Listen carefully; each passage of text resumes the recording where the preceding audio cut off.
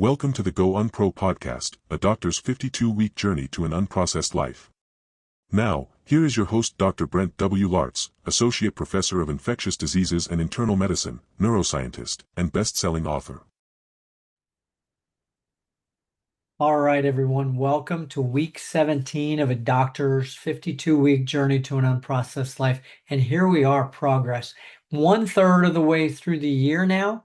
We were at a fourth of the year, now we're at a third of the year, really making some progress on our journey here. And as we get to a third of the way, and as we get to a half of a year away from being finished with this, and it's never finished. It is an ongoing process. Even after 52 weeks, I'm still going to find ways to improve my life and improve what we're doing here for getting rid of plastics, getting rid of getting rid of processed foods. And it's a challenge, right? And so we need to reassess our goals every so often, right? And some of these recommendations for assessing goals and doing, let's say, our vision boards and that kind of thing suggest that you should make them and then put them away for good, right? I don't believe in that. I think you need to have a reassessment of everything all along, not every day, not every other day, but this is the reason we track these things so we can see where they're at. What are our problems? What are our challenges? What are the obstructions to getting to our goals? Okay, so our reassessment of the goals, reassessment of our language every once in a while.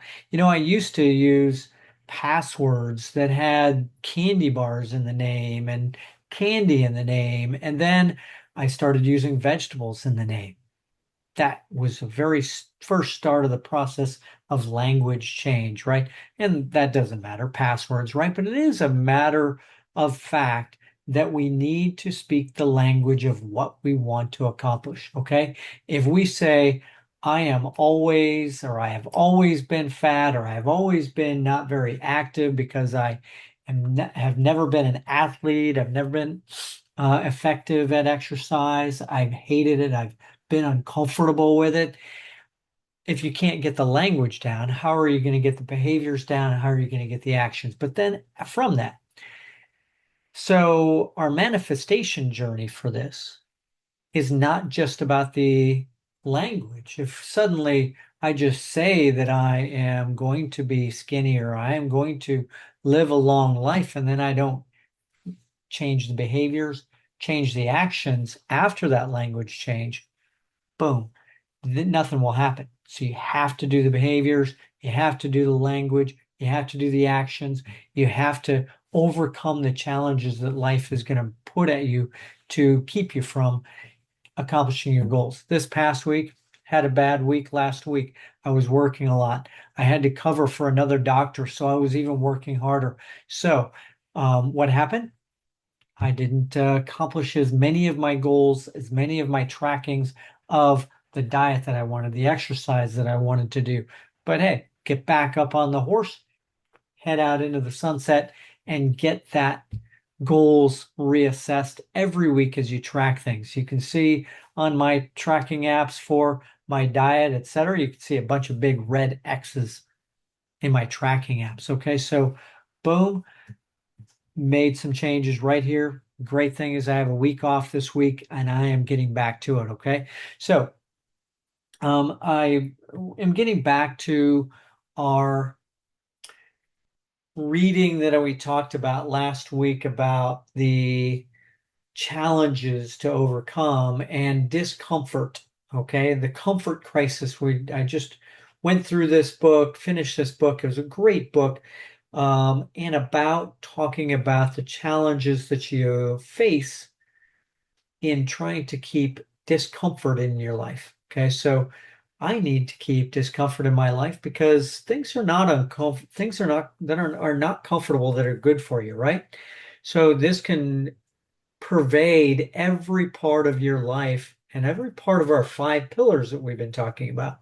And Michael Easter talked about the Misogi challenge, and this is an annual challenge that is very important culturally, but we can take this same process and make it our own challenge, okay? Our Misogi challenge, the Misogi challenge is to go out into wilderness, go out into discomfort so that you can find yourself. And it's normally inward facing, it's not outward facing, not requiring a social media post. And hence, obviously, I'm doing these social media posts of what I'm doing, right? And I'm doing this podcast and this vlog, as you will, about this. But with that said, it's not really outward facing. It's really about inward facing and detecting what are the roadblocks to you becoming and me becoming a healthy 100-year-old person and avoiding the pitfalls that's going to create that. That involves getting out into the world and getting out into discomfort. Okay, so discomfort is what we need. It's discomfortable, it's discomforting to get out and exercise and weight lift and do all of these things with diet that you might be hungry. Uh, you might be not liking eating all vegetables or mostly vegetables and a lot of different things. Okay. So let's finish that thought and how it extends to our brains. Okay. Needing the comfort, your brain needs that comfort and the status quo, because your brain has taught you and has taught us as humans evolutionarily to avoid danger. And that danger is seen with anything that is strange or uncomfortable. Okay. So my brain is sending me signals to avoid the discomfort, even though that discomfort is better for me. My brain avoids change, avoids conflict, and that's what I need to overcome in this challenge, in this Misogi challenge, as it might be. Okay. So let's talk also about boredom. Okay. So I've often, when I have felt a need to become creative, let's say when I was writing my books, I would often go somewhere by myself. I've spent a whole first part of Christmas vacation, a whole week in the British Virgin Islands in a hotel room by myself. And did it have some comforts? Of course, it had some comforts. That place had a nice hot tub, a pool, a beach, and I was able to get out and kayak around this island, do some running around this island. But at the same time, sitting there in this island, bored, lonely because I don't have family there.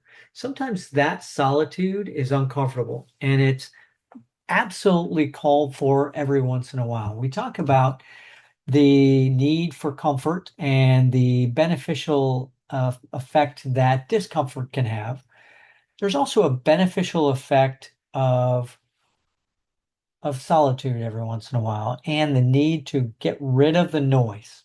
Kenny Chesney talks about having all this noise and all of the creature comforts that happen with that noise, the crowding into the brain that shouldn't occur. Okay, so um, the we do talk about connection and creativity and getting connected to people and staying connected to people and groups. But it's not always the case that that needs to be every second of the day. I often, when I am in my car, go without any music. Maybe that's something that occurs with older age and needing to get rid of some of the noise. But I think our ADHD brains, and everybody has some element to this, our ADHD brains feel comfort when we have some noise so that we aren't left to think about all the things we need to worry about. But that solitude can be a catalyst for creativity, I feel. And when you're understimulated, it allows free thought, allows brain searching, and allows you to think about things a little more clearly. Have you ever isolated yourself and improved idea building for business, for anything it might be? I mean, you might not have written a book, but isolating can sometimes be important. It is okay to have alone time. It is okay to run or exercise without music. Almost every time that I exercise, not every time, but let's say half the time I run or I'm lifting weights, I don't have any music going at all. Sometimes it's motivating to have that beat in your ears, right? But sometimes it's good to be without music, okay? Then let's talk about the different discomforts that we have that need to be had. All right, so let's talk about plastics, for example. We just had a Sunday Science episode here about the need for plastics and its effects on inflammation in our body and around the intrauterine exposure from near childbirth and the inflammation that can occur in the colon and potentially the rest of the body as well. Because if you have inflammation in the colon, you have a leaky gut, you have the potential to have inflammation elsewhere. So then inflammation is not just a small thing from that Sunday Science we talked about. It's not just a small thing that 6 years, 11 years later, that intrauterine exposure to microplastics has. Okay. And then certainly as an adult, microplastic exposure, having inflammation occur that then affects your colon inflammation, that then affects your cortisol, your sex steroids, all kinds of different things. There was a study recently where they took a dozen or so, 16, I think it was, couples that were deemed to be infertile and were having problems with conceiving a child. And basically, an expert went into their homes, went into their life, and got rid of processed foods and plastics. And almost to a T, almost every single one of them became pregnant within months, within a couple of months after achieving the absolute ridding of their life from these things. Okay. So there's more than just that. So the discomfort in that book, they talked about prehistoric man traveling and how far prehistoric man traveled and how evolutionarily we are meant to be a cardiovascularly endurant species. And this is why we became such a force of nature, is because instead of being a cheetah running down an antelope in 100 yards, 200 yards in 30 seconds, we didn't need to be that fast. We weren't that fast. There are many animals that are faster than us in the 100-yard dash. But because we were upright, number one, we could carry things. We could carry weapons, but at the same time, we could carry things. We could carry things long distance. How far can a lion carry its kill? Like 100 yards to a tree? We can carry that kill, or let's say a bushel of whatever berries we found. We can carry that for miles. We can carry 25 miles. There is a researcher that said that the average prehistoric man ran and covered a distance of at least 25 miles every day. And we talk about the fact that that's a marathon right there, right? So hence the reason why people are geared toward running marathons is because we are marathon runners by example. That allowed us to track down and hunt and get to someplace if food was scarce in our camp. We could get 25 miles away. If there was a drought, we could pack up our camp, get 25 miles away. All of that evolutionarily makes sense for us in the long run and makes sense for us to stay that way. Because it's also about longevity, because that cardiovascular fitness and the strength that's required to carry things, in that book, again, the guy had to carry 100-pound caribou. He wasn't just carrying, caribous are bigger than 100 pounds, but he was carrying part of the caribou and he was carrying 100 pounds for miles to get back to their camp before a winter storm set in, right? So I encourage you to continue to look at that book. It's called The Comfort Crisis, and it's by Michael Easter. Okay, so that that running and walking each day, every day, consider that. Consider yourself a prehistoric man. Prehistoric man was not comfortable. He was not comfortable in his own house, not comfortable in a podcast studio. He was not comfortable going to work every day in a shiny brand new car. He was not comfortable every day taking an elevator every day that we all do. And these humans would have been considered professional athletes in today's world. These prehistoric men were absolutely professional athletes. They were lean. Their BMI was certainly 15, 17, 19, because they went for periods of time without food. They had to be hunter-gatherers. They hunted for animal food, but most of the time they gathered, because those that could do and eat anything they could survive better than those people who were only eaters of foraging and only eaters of carnivore. Carnivore diet is unnatural for the human body. The human body was meant to be an omnivore, and it really wasn't meant to be that much of a meat eater as well. All right, so let's think about these comforts and discomforts that we have. Okay, so uh,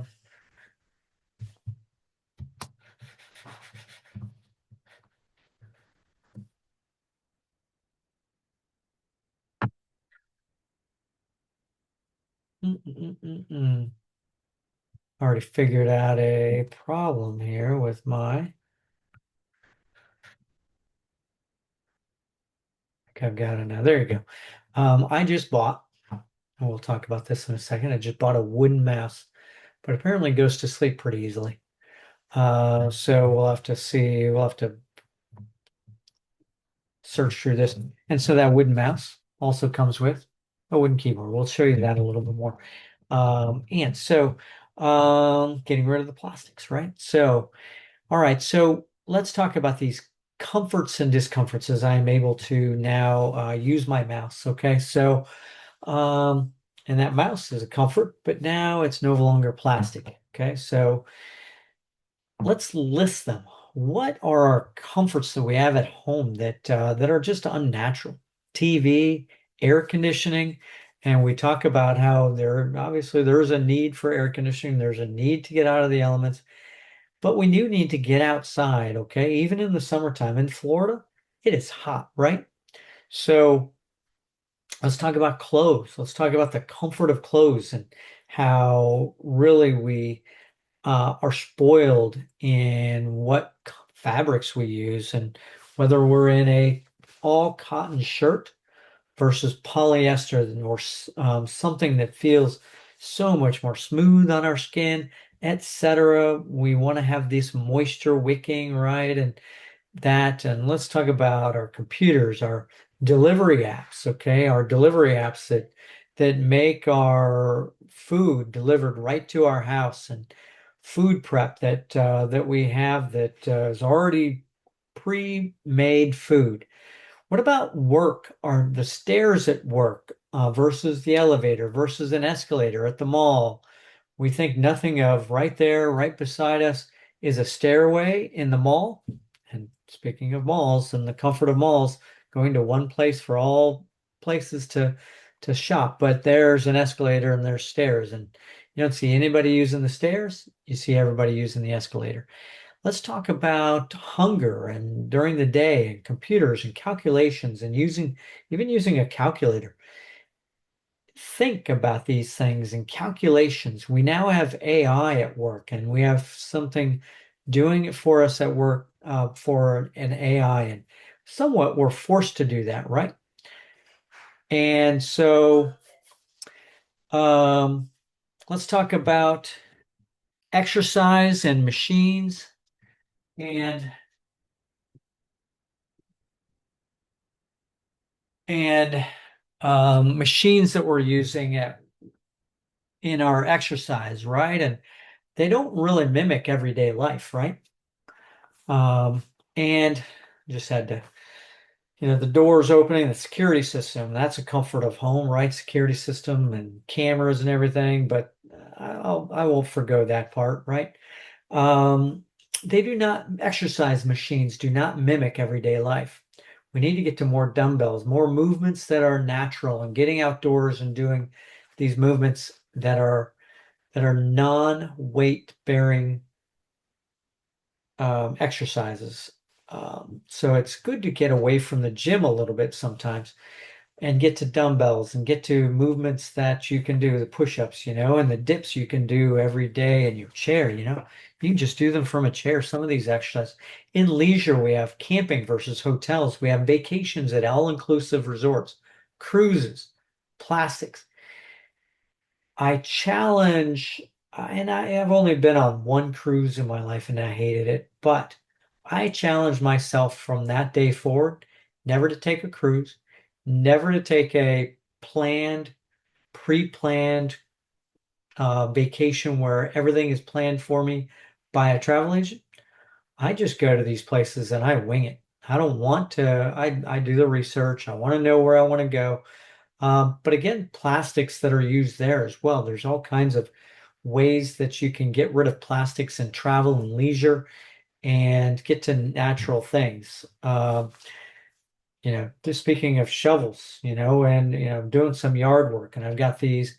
I have a rake that's made out of steel now, and I have shovels that have wooden handles. Okay, so certainly wood has its problems when you make it into a tool, right? Because it can break. But how often does it really break? Okay, so let's think about sleep then. Sleeping pills. Do the natural things that help with sleep. Do the natural things for mental health. Counseling versus pills. Pills do work. There's a place because we're uncomfortable about talking about things. Get counseling, get a psychologist. I love getting with a psychologist to talk about issues. I love talking with people about problems. I love talking with people about their problems in the hospital. Okay, let's talk about connection. One of our pillars, right? Connection. It's a discomfort to get out and talk with people, right? It's not the status quo to get to a happy hour and cold call, right? So you need to meet some people, cold call. And that's certainly every single person when they're young, that's what they learn to do, right? Or they should learn to do. And that's part of what the crisis of loneliness is for our young men and women that are 20, 21, 22 years old. They don't know how to just go and talk to somebody that they meet at a bar. They expect to get a dating app to introduce them and whatnot, and find people on social media, and that is start to do the discomforting things, okay, and as far as connection. And the discomforting thing could be making up with a family member that's long lost, or reconnecting with somebody. You don't know how to make the connection, but you can just find out and find the way. I was just, and it's difficult, right? I was just reconnecting with some old medical school classmates, and we all are busy, and we're trying to get back to.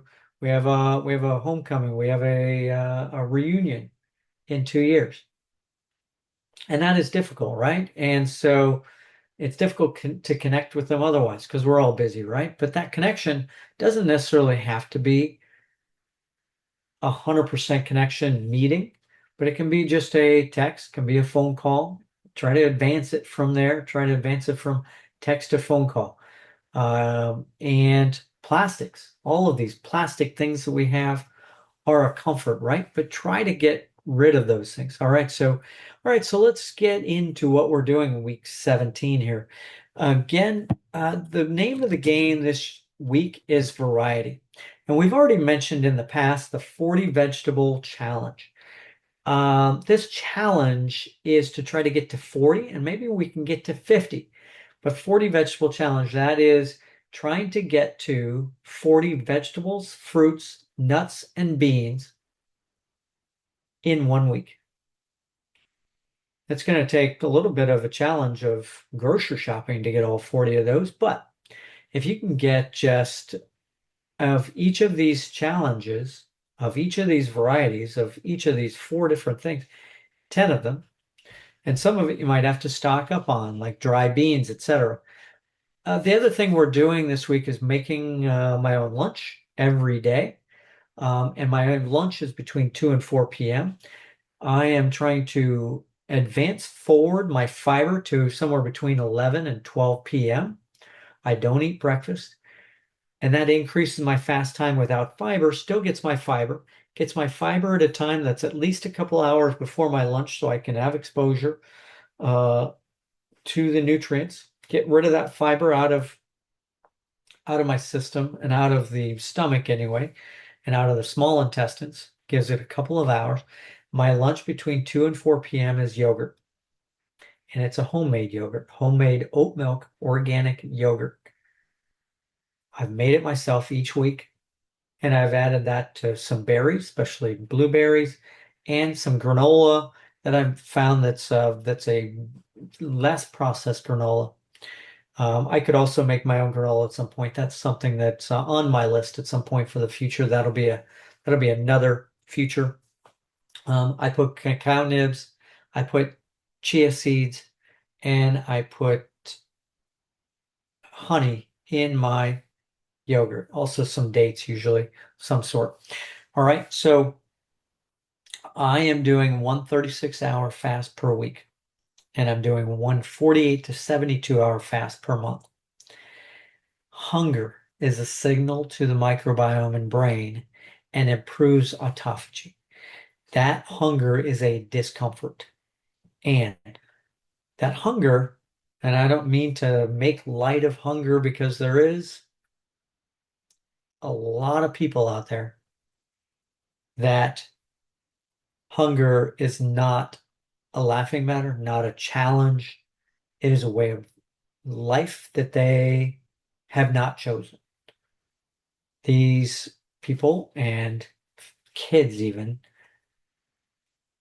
do not have enough to eat, and it is a serious problem. I don't mean to make light of that. This hunger is a choice because I have an overabundance of food in my life. I get free food in the hospitals. I get food. I have the ability to afford food, but it's too much.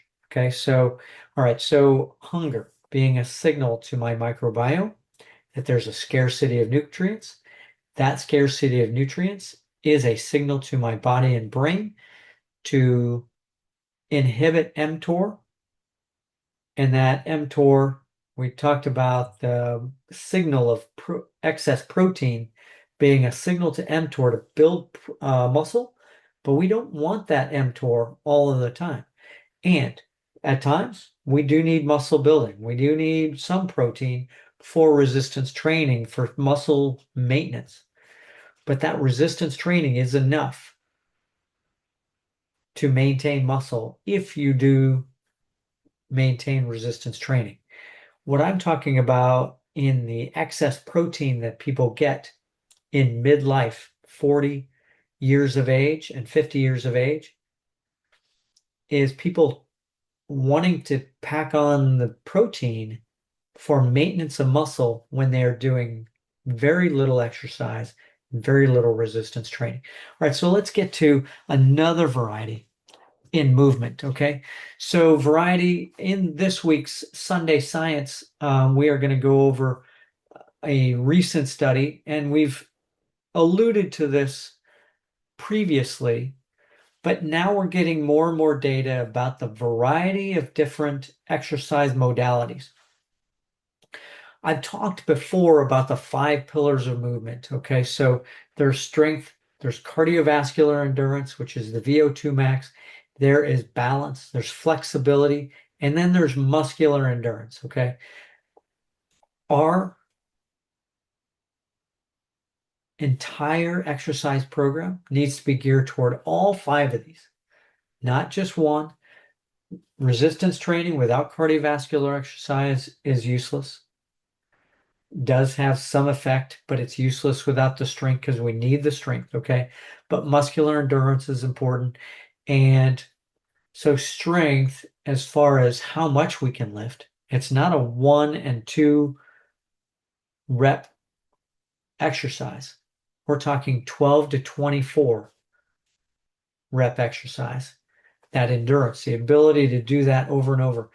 Our strength as a human is not meant to be that strong as a bodybuilder.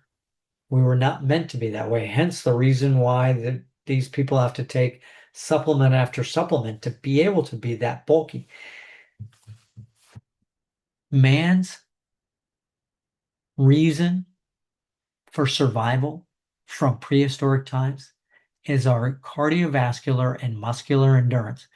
Nothing to do with strength, because there were a lot of other animals that are stronger than us, and we weren't even meant to be that strong. Okay, so obviously we were able to carry 100 pounds, 200 pounds on our back. That kind of muscular endurance had to go for 25 miles. Otherwise, we'd be eaten by the lion that came along, as a lot of lions, and you've seen the different television shows where they show the lion who makes a kill, but because he can't carry that kill 25 miles, there's hyenas that come, there's other animals that come that steal it from him. And the same thing with cheetahs. Cheetahs are very fast, but they can't carry their kill, right? So here's where we're getting with this is about the variety, and that longevity. Obviously, we do know that longevity depends upon cardiovascular fitness. That VO2 max improves longevity. Strength improves longevity. So if we are a one person,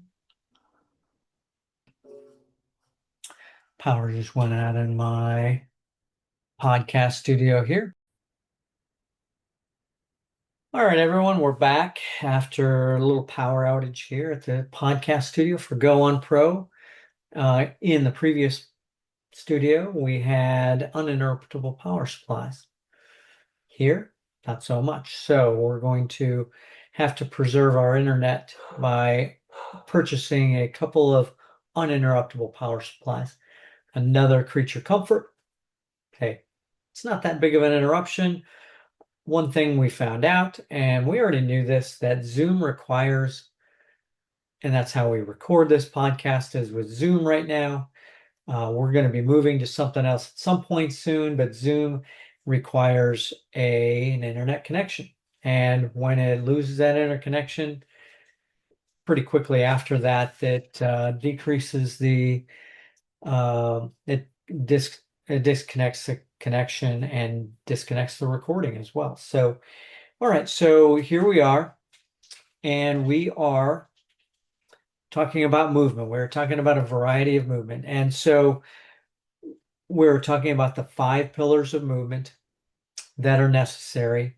And a recent study this year, and we've alluded to this previously, we've shown some of these graphs about the different types of exercise and their effect on longevity.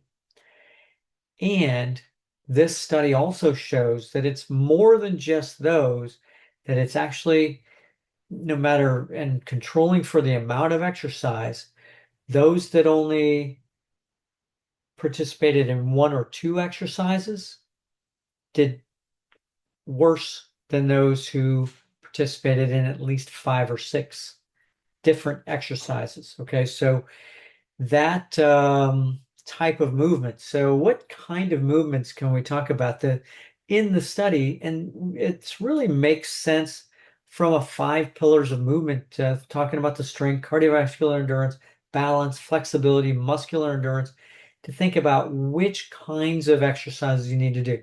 We talked about core exercises being a very good way of improving longevity. Why is that? Because you need to start and stop. And there are some injuries that occur with core exercises, right? So these core exercises have balance. They have a stop and go, and you have to get your entire weight stopped on a dime from here to get over to here. Balance. It's movement on your feet. Okay. And it's also at the same time, core exercises need grip. So you need to use your upper bodies, right? So if you're a runner, if you're a marathon runner, and that's all you do,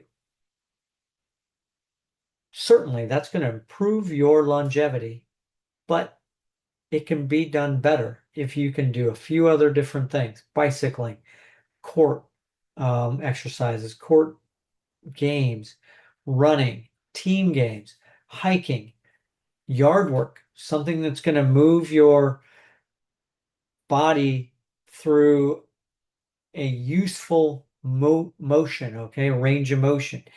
The other part would be resistance training, okay? So 5 or 6 is the goal here, okay, or more for that matter. Variety is the key. Hiking, rucking. I don't do any rucking, but mountain biking is important. That different types of effects on your body of weight loading and weight bearing of the amount of weight onto different motions in different range of motions, different exercise, different muscle groups that you can use. Running really requires just your lower body. You do have some motion of the upper body.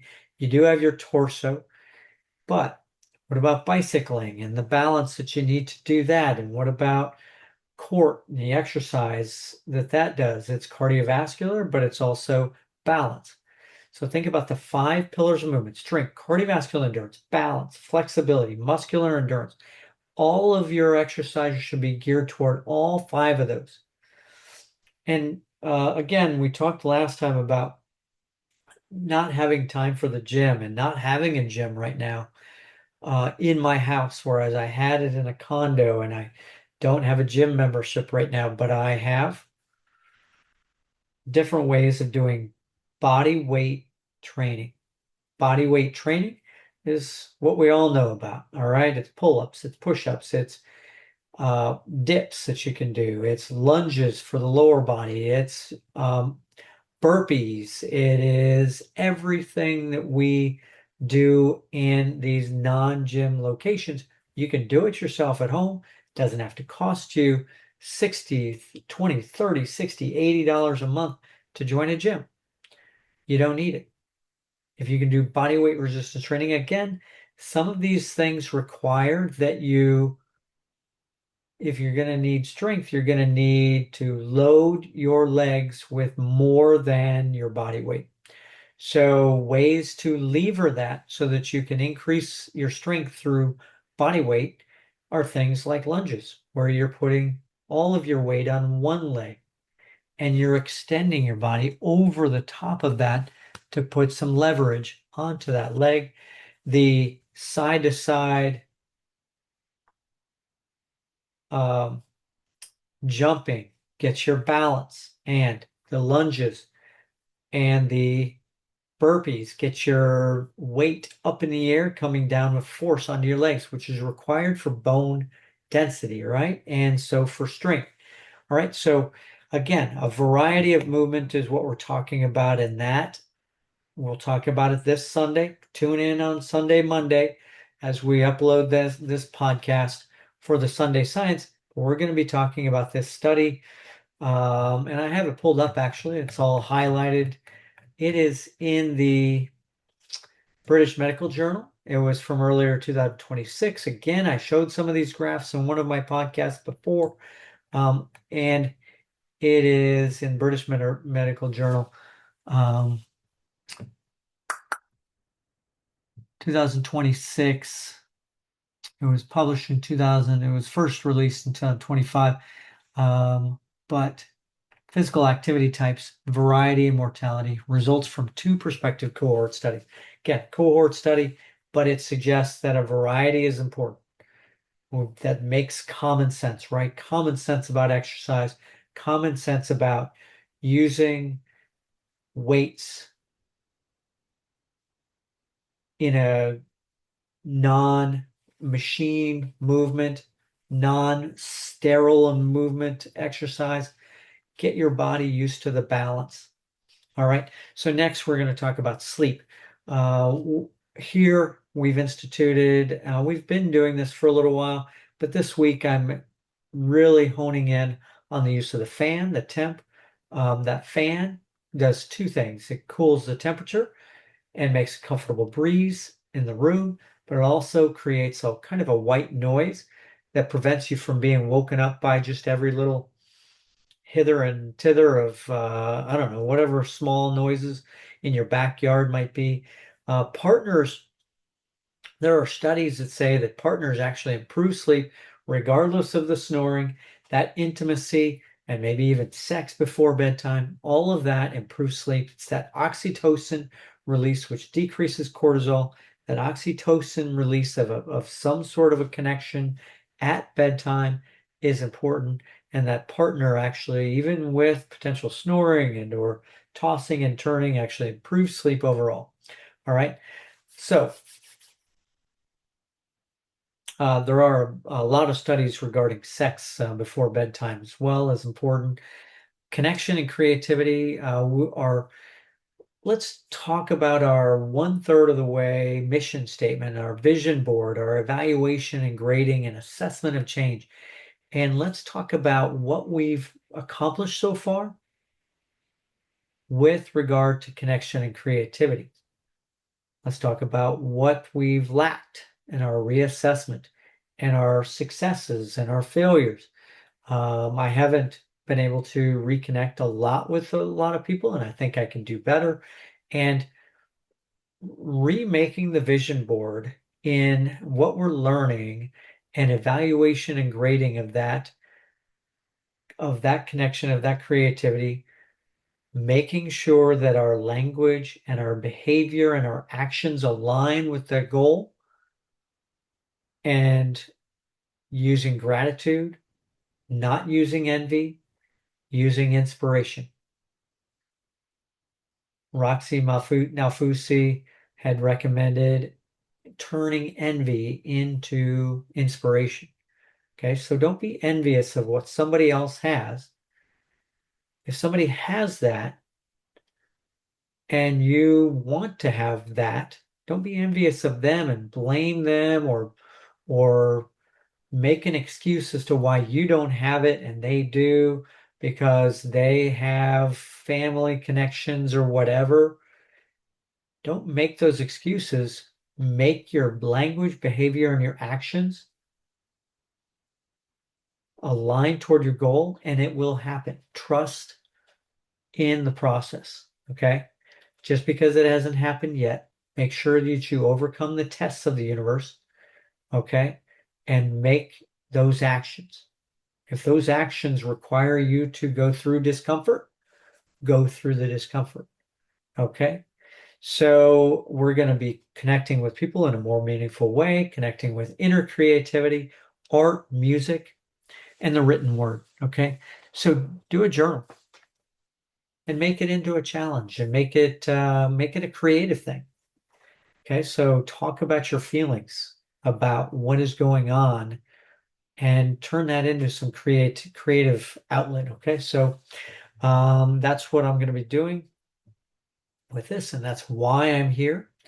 This week for plastics, we already gave away the secret. Boom, we got some wooden mouse. We got a wooden mouse, wooden keyboard. We showed you earlier. And the other thing we're doing this week, and with plastics, we're doing multiple things per week, especially because we just moved into a new house. Getting cedar planters. Those are being delivered this week. And I'm growing some of my own food and taking care of my yard and trying to do so naturally, killing weeds with a vinegar solution with a little bit of soap in it, trying to get rid of any kind of unnatural compounds. trying to use composting and that for fertilizer, not these commercial fertilizers that have unnatural compounds in them. The other thing that I did this week, I ordered and I got delivered to my house through Amazon, but I don't think that I could have found, and this is the thing about these comforts, I don't think that with this comfort of these delivery apps, it's difficult to find things that you needed that are natural in the past, whereas now you can find it easily. And it doesn't necessarily have to be with the delivery service that I used and Amazon or Walmart, but it can be now the apps and the website, so we can go and find. Home Depot might have some of these things, but I'm using paper cups for fiber to take to work. Before I put my fiber in glass and used water. I used the water from a bottle, a glass bottle in that sense. This is plain paper, unbleached, no coating, and take that fiber to work. That way, as I said earlier, I'm doing my fiber between 11 and 12 in the morning, and that those paper cups allow me to do that without having to bring a glass, because fiber, this husk that I use, that can cake on the inside of glass, so I'm using a disposable paper cup. It's unbleached, it's no coating, so therefore it's able to be composted in the garbage, etc. So again, getting rid of plastic. It is a little bit of a disposal thing, but okay. So all right, so that is week 17, and our again, it's variety is the name of the game this week. It's discomfort, okay? Some of these things we're talking about are not comfortable. And the rest of the year, these things are not going to be comfortable. These things that we need to do are hard work. Living to be 100 or 110 is hard work, and it needs to be hard work. It will not be easy. It is not like the millionaire was doing. The billionaire, I guess he's a billionaire. The billionaire was putting supplements first, and we all know how that ended up. And it's not about supplements. It's about getting these things naturally. And not every natural thing is good. Okay, so let's at some point we're going to learn. I had a social media post that I put out a while back about the fact that there are 139,000 chemical compounds in our food, and that's a natural organic food. How do we know that none of those causes cancer? How do we know that all of them are good for you? And so obviously, if you eat something in food that has a lot of saturated fat, we know that is not good for you. We know that we need some of it, some saturated fat, but really the challenge to get is to get omega-3s over omega-6s over saturated fat. Okay, so again, it's not comfortable because those saturated fat, those sweet things are comfortable. They're comfort foods, right? That's why they call them comfort foods. I need to get away from the need for comfort foods when I'm sick, when I'm busy, when I'm stressed, right? So here's where we're at this week. We're going to get rid of comfort foods. We're going to discomfort. Doesn't have to be completely uncomfortable. It's about the ways to make those discomforts actually comfortable and tasteful and fun. Okay, so week 17, thanks again for joining us on the Go UnPro podcast, a doctor's 52-week journey to an unprocessed life. This podcast is on video on goonpro.com, on Substack, on YouTube, on Apple and Spotify. It's audio everywhere else. So if you see, again, I say this every time, right before the end of our podcast, if you see a maroon podcast art, it's audio. If you see a blue podcast art, it is on video. And obviously Sunday Science is the same podcast art either way. But in general, you can see this ugly mug at the times when we're on this 52-week journey. But on Sunday Science, you can see the different graphics if you are on the video podcast. So again, we're growing. I love you guys. I love what I'm doing for myself, and I love to be with you guys. And at some point, again, we're going to be doing some Zoom phone calls with everybody. We're going to bring this onto live calls on Substack, on YouTube, YouTube Live, and TikTok Live, etc. Can't wait to get to that. And again, thank you for joining us. We'll see you soon.